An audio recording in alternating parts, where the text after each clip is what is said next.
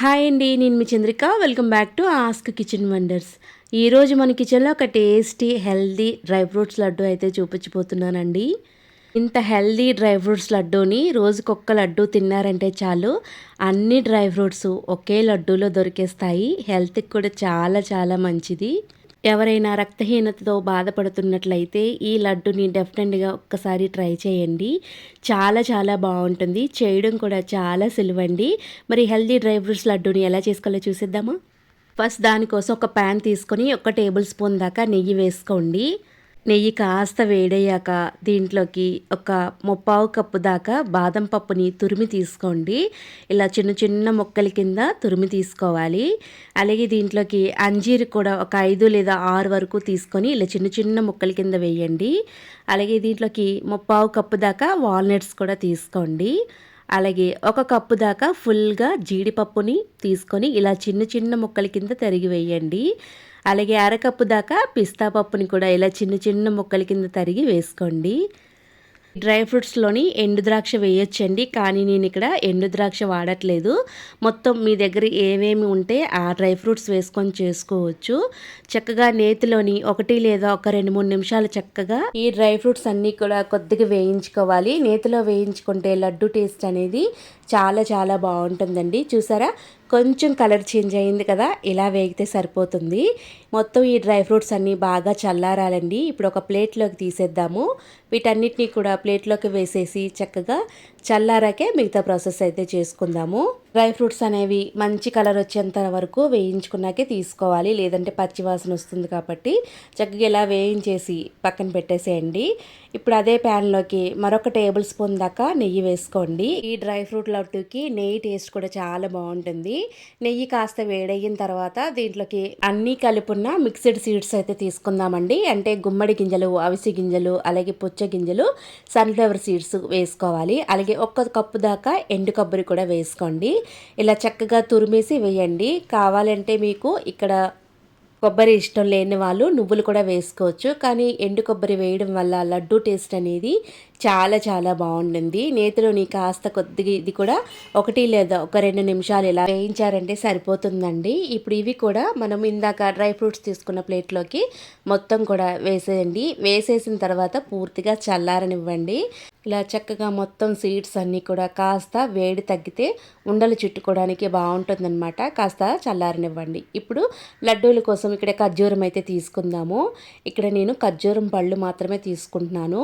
మీరు ఒకవేళ ఎండు ఖర్జూరం తీసుకోవాలనుకుంటే తీసుకోవచ్చండి, కానీ ఈ ఖర్జూరంతో ఈ లడ్డూ చేసుకుంటే టేస్ట్ అనేది చాలా చాలా బాగుంటుంది.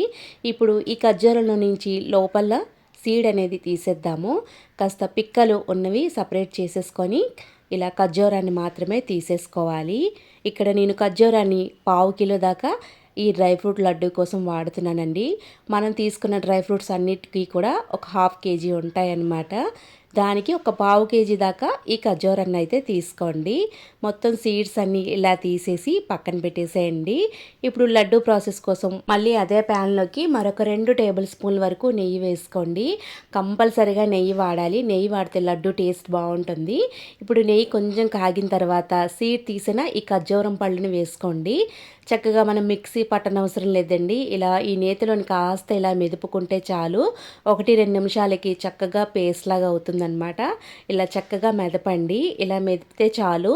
ఖర్జూరం అనేది ఎక్కడా కూడా మనకి ఉండలుగా లేకుండా ఇలా స్మాష్ అయిపోతుంది. ఇలా బాగా స్మాష్ అయిన తర్వాత ఇప్పుడు దీంట్లోకి ఒక 1/2 టీ స్పూన్ దాకా ఇలాచీ పౌడర్ వేసుకోండి. లడ్డు టేస్ట్కి బాగుంటుందన్నమాట. ఇలాచీ పౌడర్ మంచి అరోమా వస్తుంది కూడా లడ్డూలు అనేవి. చక్కగా ఇలా చక్కగా పేస్ట్ లాగా చేసుకున్నాం కదా. ఇప్పుడు ఇది పూర్తిగా స్టవ్ ఆఫ్ చేసేసి పూర్తిగా చల్లారనివ్వండి. ఇలా చల్లారిందంటే మనం లడ్డూలు అయితే చుట్టేసుకుందాము. ఇప్పుడు పూర్తిగా ఇది చల్లారిపోయింది. ఖర్జూరం పేస్ట్ అనేది వేడి మీద ఏమీ కలపనవసరం లేదండి. కాస్త గోరువెచ్చగా ఈ ఖర్జూరం పేస్ట్ అయితే ఉంటే సరిపోతుందన్నమాట.